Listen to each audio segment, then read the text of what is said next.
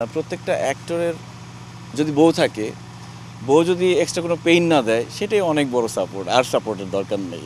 যদি পেইন দেয় যে না এই নায়িকার সাথে কাজ করতে পারবো না, ওই নায়িকার সাথে কাজ করতে পারবো না, এই নায়িকা তোমার হাত ধরলো কেন, ওকে জড়িয়ে ধরলা কেন, যদি এরকম কথা বলে তাহলে আর কাজ করা যাবে না। 6 মাস আর ইন্টারভিউ না দিলেই হয়। ওই একই কোয়েশ্চেনগুলো তো করবে সবাই, বারবার একই কথা বলতেও ভালো লাগে না, আর যারা দেখবে তাদেরও ভালো লাগার কথা না। ফ্যামিলির কথা যেহেতু আসলো, আপনার সহধর্মিণী যিনি রয়েছেন রিদি ভাবি আমাদের, উনি তো এখন ব্র্যান্ড প্রমোটিংয়ের কাজগুলো করেন, ওনার সাথে আমাদের প্রায় সাক্ষাৎ হয়। কতটা সাপোর্ট পান? কারণ উনি আপনার খুব প্রশংসা করেছেন যে ওনার এই কাজের পেছনে মানে পুরোপুরি কৃতিত্বই আপনাকে দিয়েছে। আপনি কতটুকু সাপোর্ট পান, যেহেতু সবসময় অ্যাক্টিংয়ে বাইরে থাকেন, শুটিংয়ের কাজে ফ্যামিলি থেকে কতটুকু সাপোর্ট পান?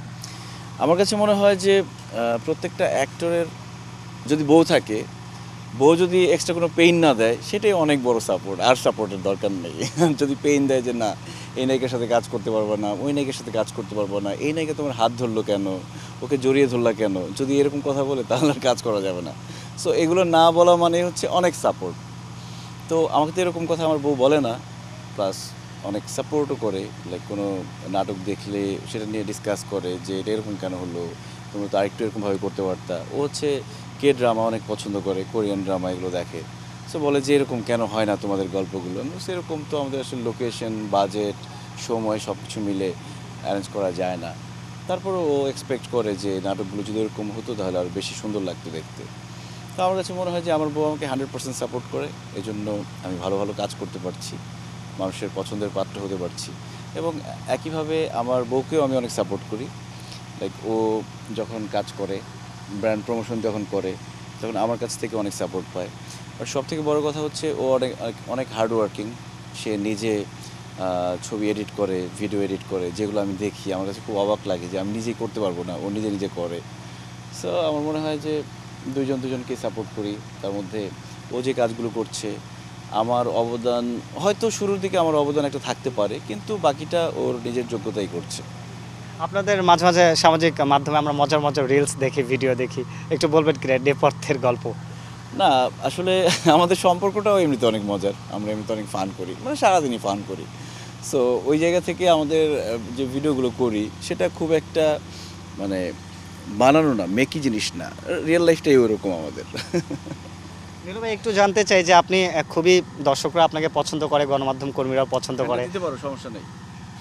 আপনাকে একটু গণমাধ্যম কর্মীদের সামনে বা ইন্টারভিউ সাক্ষাৎকার আমরা কম পাই, এটা কি ব্যক্তিগত সিদ্ধান্ত, একটু দূরে থাকার, না এটার পেছনের কারণই বাকি? পেছনের কারণ খুব বেশি কিছু না। এক হচ্ছে আমার তো অলমোস্ট প্রত্যেক দিনই শুটিং থাকে, এই সময়টা পাই না।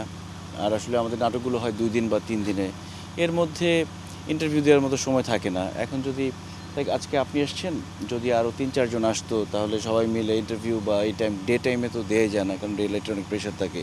এটা একটা পার্সোনালি আমার কাছে খুব বেশি পছন্দও না, কারণ হচ্ছে অনেক পার্সোনাল কোয়েশ্চেন করে, যে কোয়েশ্চেনটা আমার পছন্দ না আপনি ধুম করে এটা করে ফেললেন। তারপর হচ্ছে একই টাইপের কোয়েশ্চেন করে সবাই। সো আমার মনে হয় যে একটা ইন্টারভিউ দেখার পরে 6 মাস আর ইন্টারভিউ না দিলেই হয়। ওই একই কোয়েশ্চেনগুলো তো করবে সবাই, বারবার একই কথা বলতেও ভালো লাগে না, আর যারা দেখবে তাদেরও ভালো লাগার কথা না। অনেক আর্টিস্ট, অনেক শিল্পী বলেন যে আসলে নিলয় আলমগীরের সিনেমায় আসা উচিত। নিলয় আলমগীরের কি এরকম কোনো পরিকল্পনা রয়েছে কিনা, নাকি কোনো অভিমান রয়েছে যার কারণে অবশ্যই তো অফার আসার কথা? একটু সব মিলে জানতে চাই, সিনেমা নিয়ে কোনো পরিকল্পনা রয়েছে কিনা? সিনেমা তো বড় মাধ্যম, সবারই স্বপ্ন থাকে, কিন্তু ওরকম কোনো অভিমান নেই। আর যারা বলেছেন আমার কথা, তারা হয়তো আমাকে ভালোবেসে বলেছেন। তো আসলে তাদের এই চিন্তাভাবনাকে আমি সম্মান জানাই। বাট আমার কাছে মনে হয়েছে আমি আমার লাইফের শুরুর দিকে আমি 3টা সিনেমা করেছিলাম। অল্প অল্প প্রেমের গল্প, বেলি রোড, রূপগাওয়াল, এরকম 3টা সিনেমাই হচ্ছে 3জন ডিরেক্টরই তাদের শুরুর সিনেমা ছিল এটা। মানে সিনেমার অভিজ্ঞতার দিক থেকে তাদেরও শুরু, আবার আমারও শুরু, এরকম একটা শুরু শুরু মিলে খুব একটা ভালো কিছু হয়ে ওঠেনি। তো এই জন্য হয়তো মানুষজন পছন্দ করেনি। ভালো কিছু হলে অবশ্যই পছন্দ করতো।